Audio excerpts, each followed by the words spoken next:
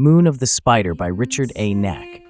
In the eerie and desolate mountain region of southeastern Westmarch, Lord Aldric Jitan, a man consumed by ambition and haunted by unsettling dreams, embarked on a perilous quest for power. His dreams, filled with whispers of forgotten legacies and glimpses of a mysterious artifact, led him to delve into the ancient history of the Lords of Rakkis, the ancestors of Westmarch's first king. Guided by a cryptic sorcerer named Karybdus, whose motives remained shrouded in secrecy, Aldric ventured into the ruins of a forgotten stronghold, seeking the legendary artifact known as the Moon of the Spider. The ruins, once a testament to the power and dominion of the Rakkis bloodline, now stood as crumbling remnants of a bygone era, their once grand halls and towering structures reduced to mere shadows of their former glory. As they explored the ruins, Aldric's impatience grew, fueled by his desire for the artifact and the promise of the power it held. Karybdus, ever the enigmatic guide, led him through treacherous paths and hidden passages, his knowledge of the ruins and their secrets hinting at a connection far deeper than that of a mere hired sorcerer. Beneath the ruins, they discovered a hidden tomb, its entrance concealed by layers of ice and rock. As they descended into the darkness, the air grew thick with the weight of centuries, and the silence was broken only by the dripping of water and the echo of their own footsteps. The tomb's walls were adorned with intricate carvings depicting savage lupine creatures, their snarling jaws and menacing claws, a testament to the ferocity of the Rakkis bloodline. At the heart of the tomb lay an elaborate sarcophagus, its surface gleaming with an iridescent pearl-like sheen that seemed to shimmer in the pale light of Karybdus's magical illumination. The sarcophagus, crafted from an unknown material, bore the unmistakable markings of the Vizjerei, an ancient order of sorcerers renowned for their mastery of the arcane arts. As they examined the sarcophagus, Aldric's anticipation grew, his heart pounding with the certainty that within lay the Moon of the Spider, the key to unlocking his destiny. With a mixture of caution and eagerness, they sought to open the sarcophagus, their fingers tracing along its smooth surface in search of a hidden latch or mechanism. However, their efforts proved futile, the sarcophagus remaining stubbornly sealed as if defying their attempts to access its secrets. Frustrated, Aldric turned to his men-at-arms, ordering them to break it open with their tools. As the men approached with pickaxes and hammers, Karybdus intervened, his voice calm yet firm. He explained that brute force would not suffice, for the sarcophagus was protected by powerful magic, a testament to the Vizjerei's mastery of the arcane arts. Instead, he produced a small, black crystal that pulsed with an eerie inner light. With a flick of his wrist, the crystal transformed, sprouting 8 spindly legs and scuttling across the sarcophagus's surface. The crystal spider, its movements precise and deliberate, sought out specific points on the sarcophagus, its legs piercing the seemingly impenetrable material with ease. There was a hissing sound, followed by a grinding of stone as the lid of the sarcophagus slowly slid open, revealing the secrets it had guarded for centuries. Within the sarcophagus lay the mummified remains of a Vizjerei sorcerer, his withered form clad in the traditional orange robes of his order. A golden breastplate and belt hinted at his past glory, but his skeletal hands, resting upon his chest, held the true prize, the Moon of the Spider. The artifact, smaller than Aldric had envisioned from his dreams, was no less magnificent. A perfectly round pearl, it radiated a soft, lunar glow that seemed to illuminate the tomb with an otherworldly light.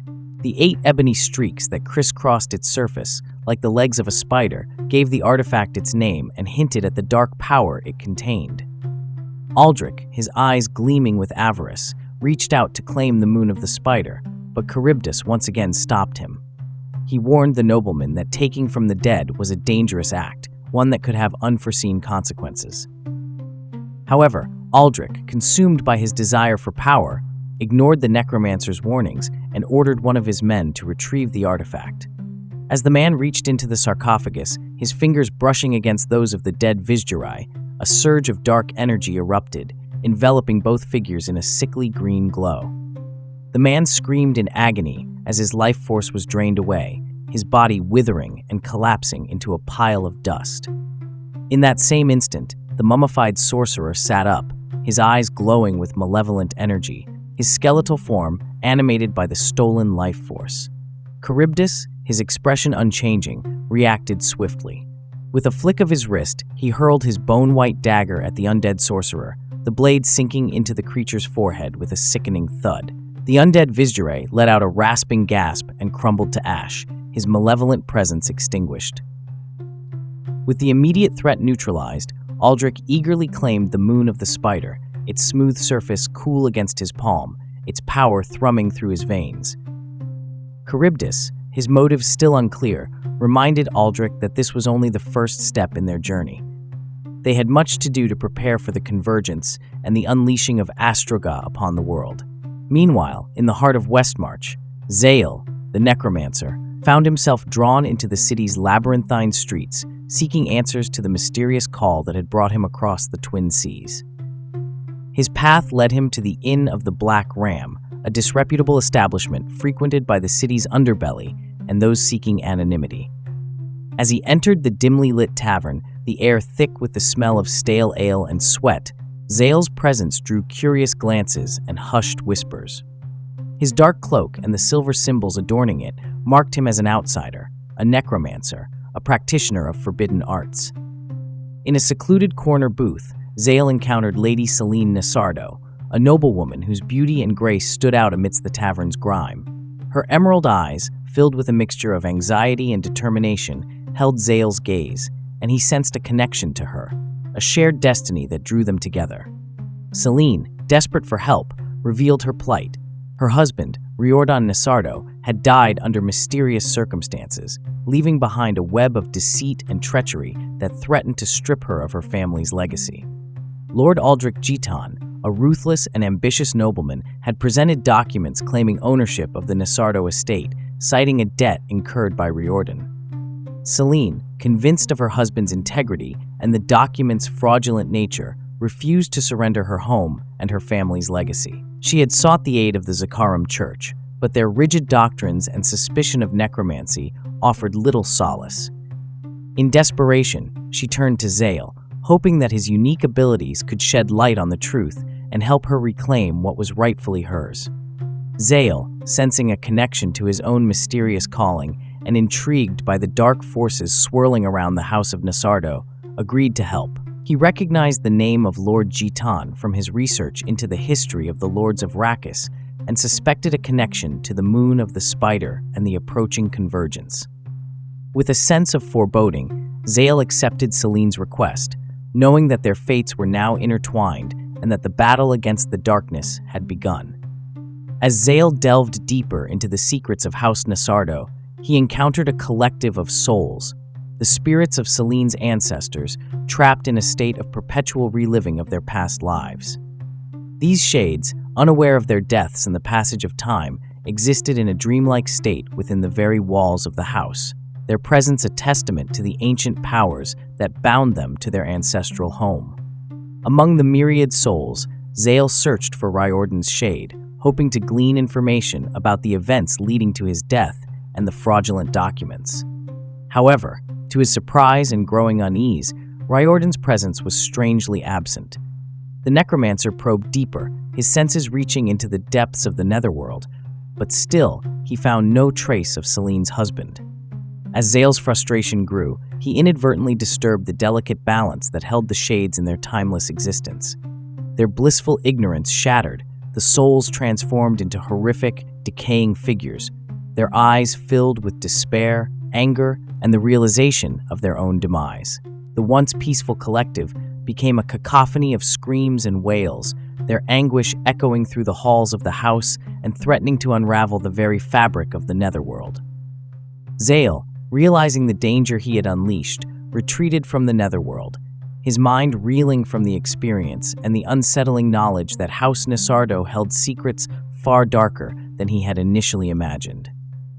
As he returned to his physical form, he found himself under attack by an unseen force, a malevolent presence that sought to claim his body and extinguish his life.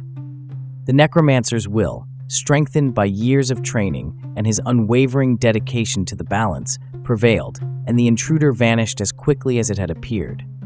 The attack left Zayl shaken but determined. He knew that the forces of darkness were at work within House Nesardo, and that his connection to Salene and her family's legacy was far more profound than he had initially believed.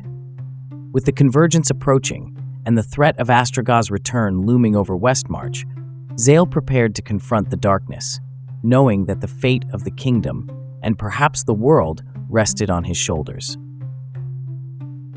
With the rising of the moon, Zayl and Salene, accompanied by her loyal bodyguard, Polth, descended into the Nesardo crypt, a vast and ancient chamber where generations of her ancestors lay entombed. The air hung heavy with the weight of centuries, and the silence was broken only by the dripping of water and the echo of their footsteps. Rows upon rows of marble sarcophagi lined the walls, each bearing the name and dates of a long-dead Nesardo, their spirits trapped in a state of perpetual reliving of their past lives. As Zayl prepared for the summoning ritual, drawing intricate patterns on the floor with his bone-white chalk and placing Selene's blood within the circle, a malevolent presence stirred within the crypt. A chilling wind swept through the chamber, extinguishing the torches and plunging them into darkness. From the shadows emerged a horrifying wraith, a damned soul with a thirst for the living, its skeletal form shrouded in darkness, its eyes burning with a malevolent fire. Polth, ever vigilant and fiercely loyal to his mistress, reacted instantly, drawing his sword and shielding Salene from the wraith's attack. Zayl, his senses heightened, uttered incantations of protection, his ivory dagger glowing with an ethereal light that held the wraith at bay. The battle raged within the crypt, the clash of steel against spectral claws echoing through the chamber, the air thick with the stench of decay and the chill of the grave. Polth, in a selfless act of sacrifice, lunged at the wraith, his sword piercing its shadowy form. However, the wraith's touch was deadly, draining the life force from the bodyguard, his body withering and collapsing into a pile of ash. Zayl, his heart heavy with grief and anger, focused his will, channeling the power of the great dragon Tragul through his dagger. With a surge of energy, he banished the wraith, its tormented screams fading into the darkness. The battle had taken its toll, leaving Zayl weakened and with a chilling premonition of the darkness that loomed over Westmarch. He knew that the forces of evil were gathering and that the convergence was near. With Salene by his side, he resolved to confront the threat, knowing that the fate of the kingdom and perhaps the world rested on their shoulders. As the night of the convergence approached, a night when the boundaries between the mortal realm and hell would weaken, Zayl and Salene prepared to face the forces of darkness. They returned to the Nesardo crypt, seeking answers and a way to stop Astrago's return. However, they were ambushed by a horde of demonic spider creatures, the children of Astrago, their grotesque forms a horrifying blend of human and arachnid, their eyes burning with a malevolent fire. Polth's shade appeared, his loyalty to his mistress transcending even death, guiding them towards a hidden passage that led to an ancient, collapsed chamber beneath the crypt. There, amidst the rubble and the echoes of the past, Salene witnessed a vision, a glimpse into the history of the spider cult and the sinister rituals they performed in service to Astrago. The vision revealed the origins of the Moon of the Spider, an artifact created by the Vizjerei to harness the power of the Convergence and control the demon. It also showed the prophecy of Astrago's return and the need for a descendant with the demon's blood to serve as a vessel for his rebirth. Salene, horrified by the implications of the vision and her own connection to the spider demon, realized the true extent of the threat that she and Zayl faced.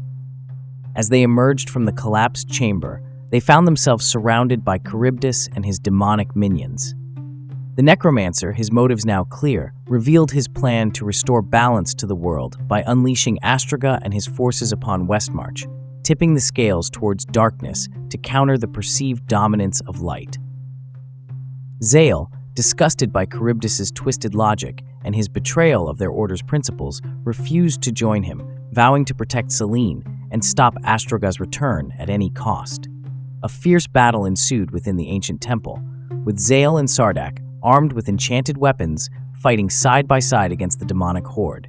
Salene, her magical abilities growing stronger, unleashed blasts of fire and ice, but the tide of enemies seemed endless. Just as they were about to be overwhelmed, A Wendigo, the same creature Zayl had healed in the forest, emerged from the shadows, his massive form and ferocious strength turning the tide of battle.